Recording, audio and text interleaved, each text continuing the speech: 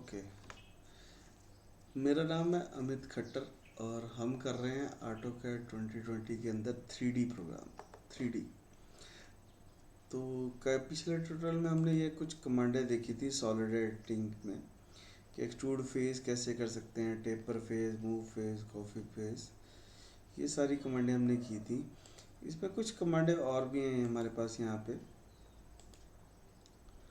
तो शुरू से लेके एंड तक देखेंगे तो कई नई चीज़ें सीखने को मिलेंगी कि हम ऑटो कैड के अंदर कोई अगर मेरे पास 3D मॉडल है तो उसको मैं एडिट कैसे कर सकता हूँ।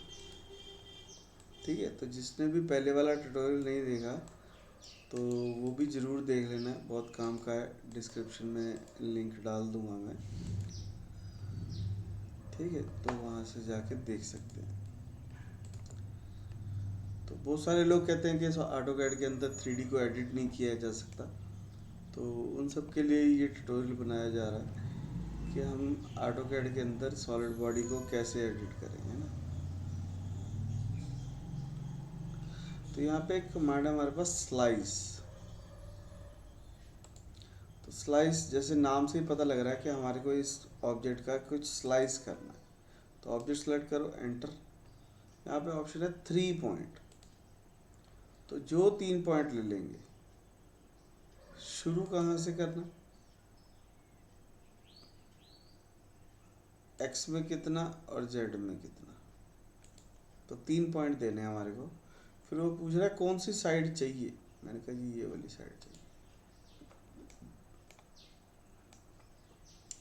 मैंने पिछले ट्यूटोरियल में भी बताया था कि थिंक लाइक ए कारपेंटर, जैसे कारपेंटर सोचता है ना वैसे सोचना है। हमारे को मान लो इसके 2 पीस चाहिए, तो जब कारपेंटर इसको कटिंग करेगा तो कौन से पॉइंट सेलेक्ट करेगा। मैंने कहा जी यहाँ से काटना शुरू करना, ऐसे ट्रायंगल शेप में चाहिए मुझे, तो यहाँ तक जाना है और यहाँ तक जाना है। तो कौन सी साइड चाहिए, अगर मैं की बोथ साइड कर दूंगा तो ये दोनों साइड रह जाएंगी,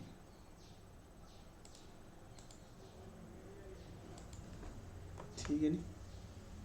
तो बड़ी आसानी से हम इसको स्लाइस कर सकते हैं।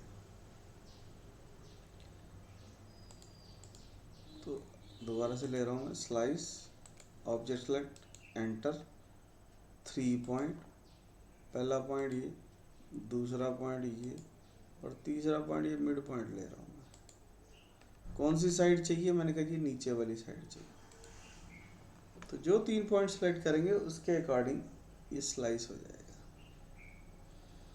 ठीक है। तो बस हमारे को पॉइंट सोच समझ के क्लिक करने पड़ेंगे कि मैं कहाँ से कटिंग करना चाहता हूँ। जैसे मेरे को दूसरी साइड अगर कटिंग करनी है तो स्लाइस कमांड लो, object select, enter, 3 point, first point ये, सेकंड पॉइंट ये, थर्ड पॉइंट इसका मिड पॉइंट। कौन सी साइड चाहिए, मैं कहा जी नीचे वाली साइड चाहिए। तो ये देखो, ठीक है। तो ये हमारा 3D ऑब्जेक्ट उसके हिसाब से स्लाइस हो जाएगा।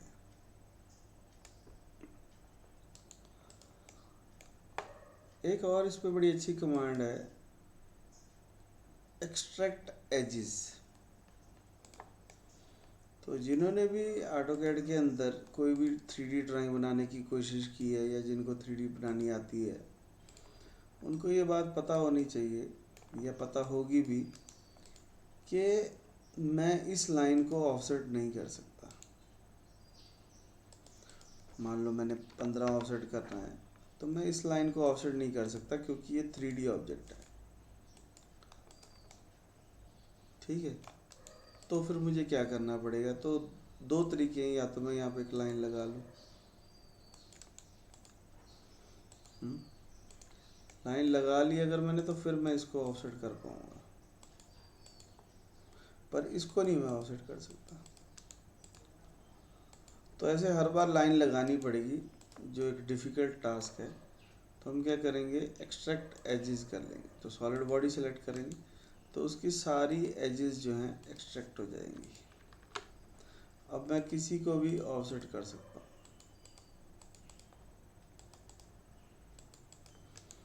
तो बेसिकली उसकी सारी एजेस एक्सट्रैक्ट हो गई।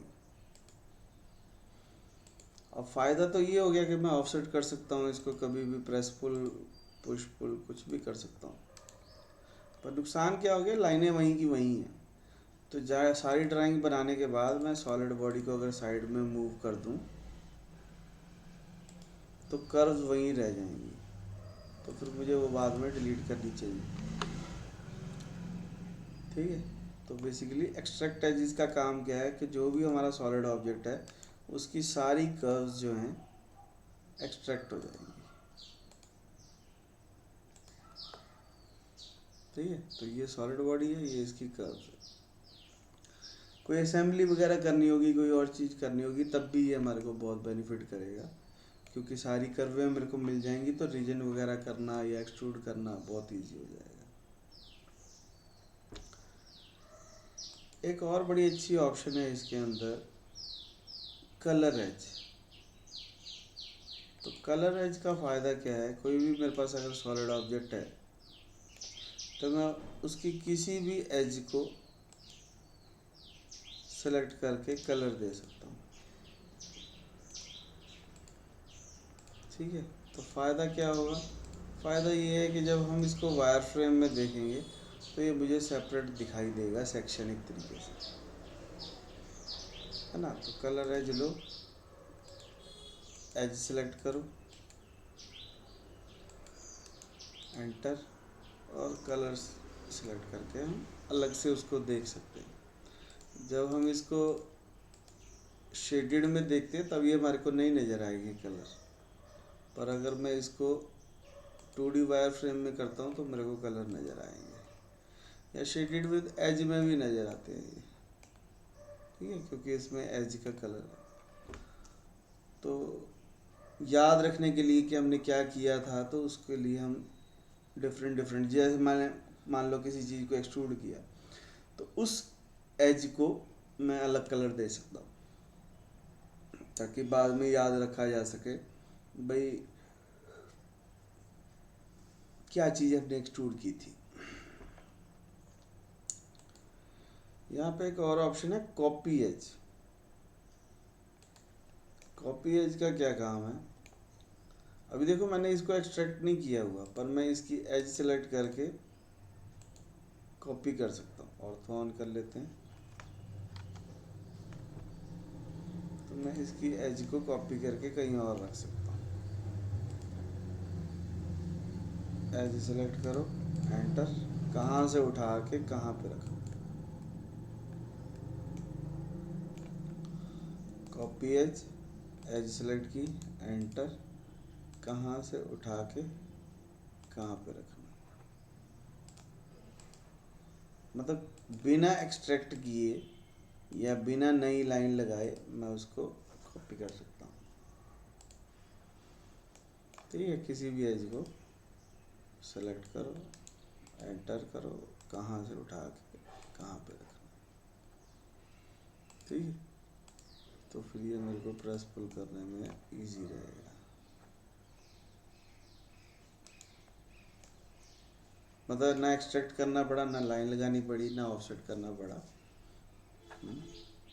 कॉपी एज किया, edge select, enter, base point देके वैल्यू भी भर सकते हैं, डायरेक्शन दे के वैल्यू भर दो 50, तो ये 50 हो जाएगा एक्सट्रूड। ओह, 50 पे एक लाइन लग जाएगी। अब यहाँ पे लाइन नहीं है पर यहाँ पे लाइन है। ठीक है, तो उसको हम कर सकते हैं चेंज। एक और बड़ी अच्छी ऑप्शन है इसमें, इम्प्रिंट। इम्प्रिंट से क्या होता है, अब जैसे हम कुछ भी बनाते हैं, मैंने कलर फेस किया मान लो, ठीक है, इस फेस को मैं कलर कर देता हूँ, तो ये पूरा का पूरा फेस ही कलर होता है। पर मैं चाहता हूँ कि मेरे को ये सर्कल के अंदर वाला पोर्शन जो है अलग कलर में चाहिए। ठीक है, तो इम्प्रिंट लो, ऑब्जेक्ट सेलेक्ट करो, इस सर्कल को सेलेक्ट करो, कह रहा है डिलीट सोर्स ऑब्जेक्ट, मैंने कहा जी यस, एंटर। तो फ़ायदा क्या हुआ, सर्कल डिलीट हो गया पर उसने इस फेस को डिवाइड कर दिया। तो अब अगर मैं कलर फेस लेके इस फेस पे क्लिक करूँगा तो ये फेस अलग हो गया, ये फेस अलग हो गया। तो मैं उसको कोई और कलर दे सकता हूँ, कलर भी दे सकता हूँ, मैं उसको प्रेस पुल भी कर सकता हूँ, मैं उसको एक्सट्रूड फेस भी कर सकता हूँ, मैं कुछ भी चेंज कर सकता हूँ इसमें।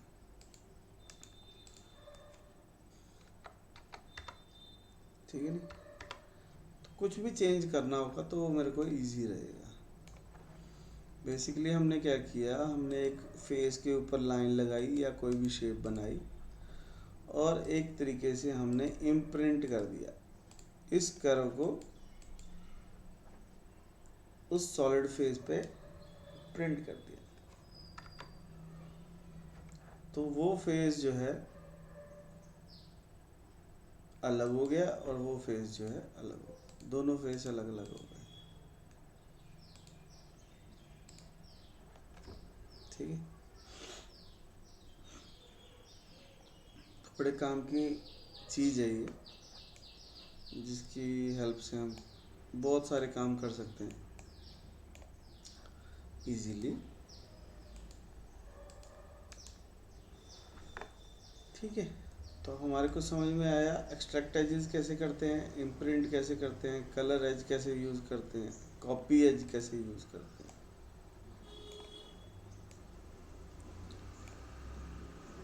एक और यहाँ पे हमारे पास कमांड है शेल, ये भी बहुत यूज़ होगी कमांड। जितनी भी चीज़ें हैं, जितना भी इलेक्ट्रॉनिक्स की चीज़ें हैं या जितनी भी चीज़ें हैं, मोस्टली चीज़ें बीच में से शेल होती हैं। अब होगा कैसे शेल, देखो बड़ा आसान है। शेल कमांड लो, ऑब्जेक्ट सेलेक्ट करो, फिर उसके बाद पूछ रहा है कौन सा फेस रिमूव करना है। मैंने कहा जी ये ऊपर वाला फेस रिमूव करना। एंटर करेंगे तो पूछेगा कितनी थिकनेस चाहिए, मैंने कहा जी 10 mm की थिकनेस चाहिए। एंटर, तो ये सारे कॉर्नर पे वॉल थिकनेस जो है 10 mm की हो जाएगी और बाकी का ये शेल हो जाएगा। कोई भी शेप है, ठीक है, यहाँ पे भी कुछ बना देते हैं।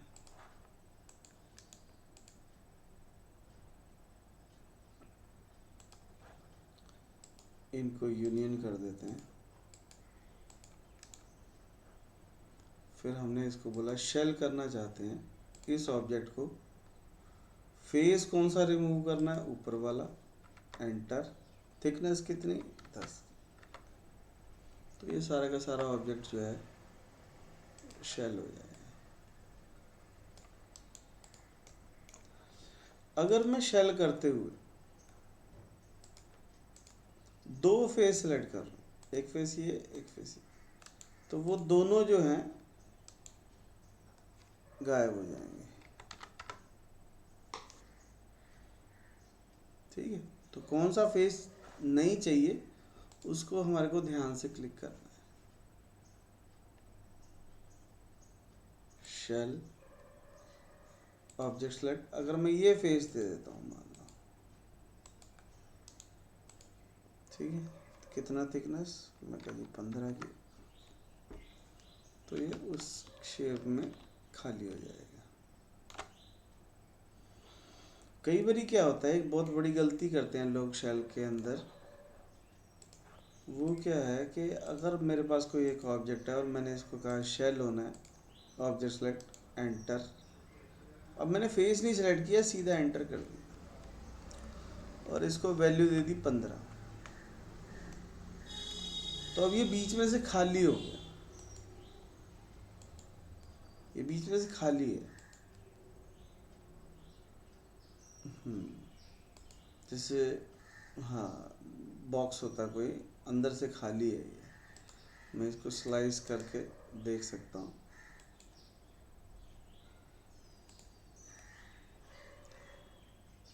Slice, object select, enter, 3 point,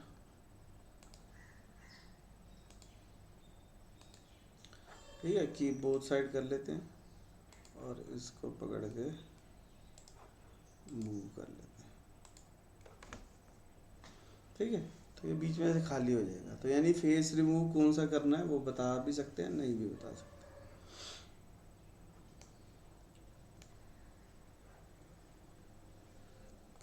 एक और बड़ी अच्छी चीज़ है इसके अंदर, बेसिकली अच्छी की बजाय इसको बोल सकते हैं एक प्रॉब्लम थी जिसको सॉल्व किया है ऑटोकैड वालों ने। कि मान लो मैंने किसी ऑब्जेक्ट को ऐसे बीच में से एक्सट्रूड कर दिया और इसको कर दिया सब्ट्रैक्ट। तो अब हुआ क्या, अभी ये दोनों बीच में से खाली है। ठीक है, ऑफिशियली क्या होना चाहिए था कि ये दोनों अलग अलग हो जाने चाहिए थे, पर ये देखो ये अभी भी जुड़े हुए हैं। तो यहाँ पे कमांड है सेपरेट। ऑब्जेक्ट सेलेक्ट करो, एंटर करो, एक बार फिर से एंटर। तो ये फेस अलग, बॉडी अलग हो गई, वो बॉडी अलग हो गई। ठीक है, तो अगर मैंने सब्ट्रैक्ट कर दिया किसी चीज़ को और उनके बीच में गैप है, तो हमारे को उसको सेपरेट करना पड़ेगा।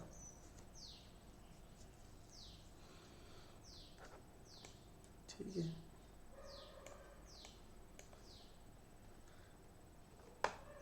एक कई बारी क्या होता है, हमने मान लो किसी लाइन को एक्सट्रूड कर दिया, लाइन को या सप्लाइन को एक्सट्रूड कर दिया, चाहे जान के किया चाहे गलती से किया, पर हमने उसको एक्सट्रूड कर दिया। तो ये जो डैश डैश से आ रहे हैं, इसका मतलब है ये सरफेस बन गई, और सरफेस की कोई थिकनेस नहीं होती। ठीक है, तो ये सरफेस है जिसकी कोई थिकनेस नहीं है। सॉलिड होगा तो कोई डैश नहीं आएगा, सरफेस होगी तो डैश आएंगे। तो हम क्या कर सकते हैं, यहाँ पे कमांड होती है थिकन की। तो अगर मैं किसी सरफेस को सिलेक्ट करके थिकनेस दे देता हूँ तो वो सॉलिड बॉडी में कन्वर्ट हो जाता है। थिकन, ये थिकन है सॉलिड एडिटिंग के अंदर ही थिकन, पर थिकन होगी सिर्फ सरफेस ही। ठीक है नहीं, तो अगर कोई सरफेस हमने बना रखी है या कोई भी चीज़ हमने मान लो पॉलीलाइन से बनाया कुछ, और तो ऑन कर लेते हैं, कुछ भी ऐसे हमने बना दिया।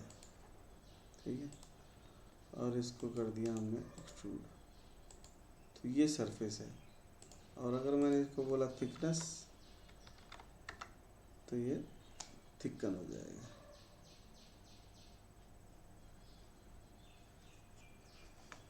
ठीक है,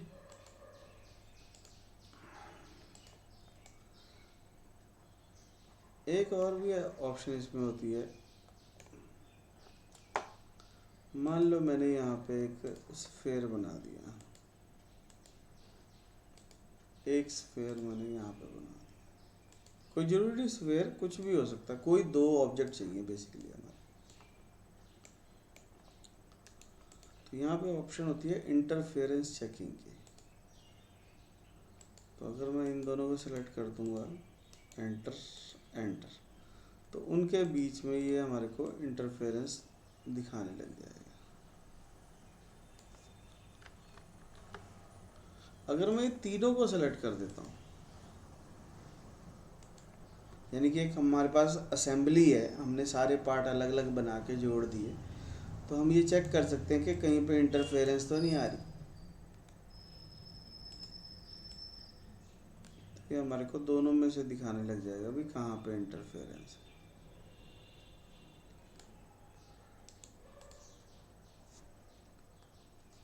तो यहाँ पे क्या है, फर्स्ट सेट है, 3 इंटरफेरेंस हैं, 2 फाउंड, एक ये है, एक ये।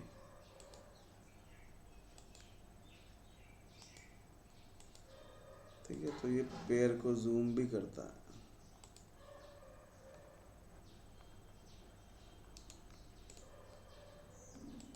करेंगे।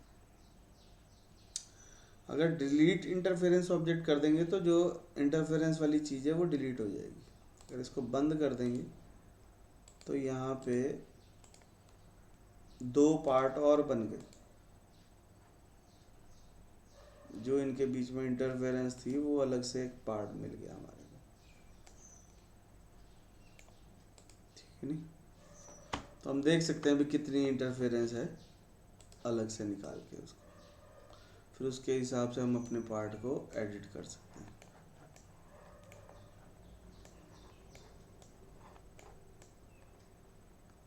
ठीक है, तो मेरे ख्याल से समझ में आ गया होगा कि हम ऑटोकैड में किसी भी सॉलिड बॉडी को एडिट कैसे कर सकते हैं। ठीक है, तो कोई दिक्कत आ रही है तो कमेंट बॉक्स में लिखना, कोशिश करेंगे कि नेक्स्ट ट्यूटोरियल में उसको सॉल्व करें। और ज़्यादा से ज़्यादा लोगों के साथ शेयर करनी है वीडियो।